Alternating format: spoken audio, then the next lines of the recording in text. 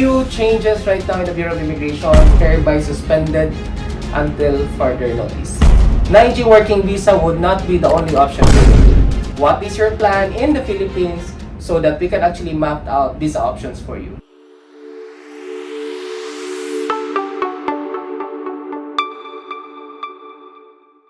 Hello foreign friends, how are you? JR here, your Philippine visa consultant. Now, let's talk about few changes right now in the Bureau of Immigration, which is actually not the latest one, but the current updates of the Bureau of Immigration that states on their advisory, and I quote, application for 9G visa with single proprietorship companies as petitioners. Pursuant to Section 1 of BOC Resolution number 2023-002, effective 12 December 2023, the acceptance of application for CA 613 Section 9G visa with single proprietorship as a petitioner is hereby suspended until further notice. Now, what does it signify? Normally, on the Philippine visa setup, you have two parties involved. One is the petitioner. So if you're on a spousal visa, then your Filipino spouse is your petitioner. If you're actually on a retirement visa, the Philippine Retirement Authorities and government office mandated to do that is your petitioner. One of the common visas that have been applied by our foreign friends when they go to the Philippines is the 9G working visa. The petitioner is the company itself. Also, on the side part of that, there's what we call the applicant. The applicant normally is the foreigner. That two parties should be present for you to have the visa application up and running. As per advisory of the Bureau of Immigration, by mid-December last year, may sound like far, but it's just like a month ago, they have temporarily suspended the petitioner on the setup of being a single proprietorship company. Meaning, they have stopped temporarily accepting applications for 9G working visa when the petitioner company is a single proprietorship. Probably why? We don't know yet as of the moment. And for sure right now, the Bureau of Immigration is doing their best to really improve the visa situation or the visa application process procedures here in the Philippines. There could be reasons behind that. For the time being, it's also being fair for the Filipino community and also for the foreigners itself.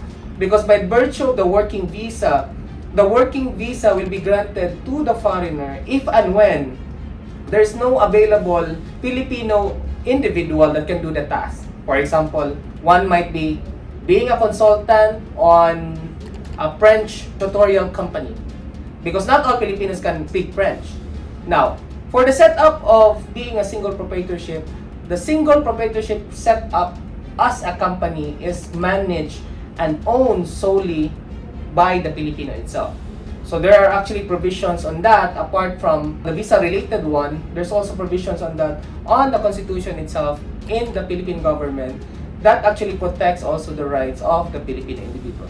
Sad to say, there may be instances right now that that particular single proprietorship had been run by a foreigner and then is just registered under the name of the Filipino citizen.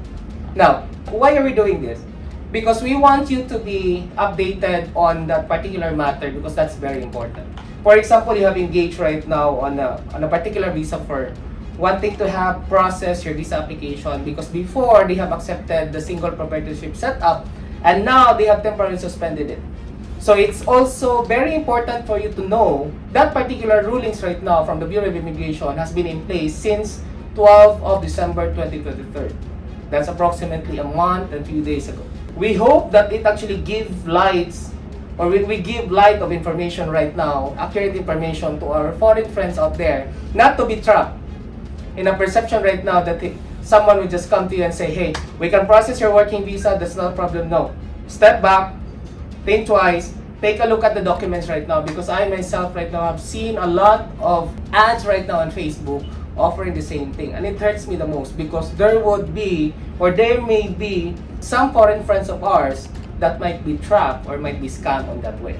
There are a lot of things right now going on in the Bureau of Immigration. However, our ultimate goal right now is to guide you with the appropriate information so that it can help you along the way of your visa application. Now, once you've decided to stay longer in the Philippines or to live life here, 𝐼𝐔 working visa would not be the only option for you. Talk to us and we'll actually be discussing more. And before that, we'll be asking you, what is your plan in the Philippines so that we can actually map out these options for you. That will be it for now. This is JR, your Philippine visa consultant. But before you do that, please do like, share, subscribe, and hit the notification bell so that you will be notified with our latest videos and also with our informative videos being in place on our channel.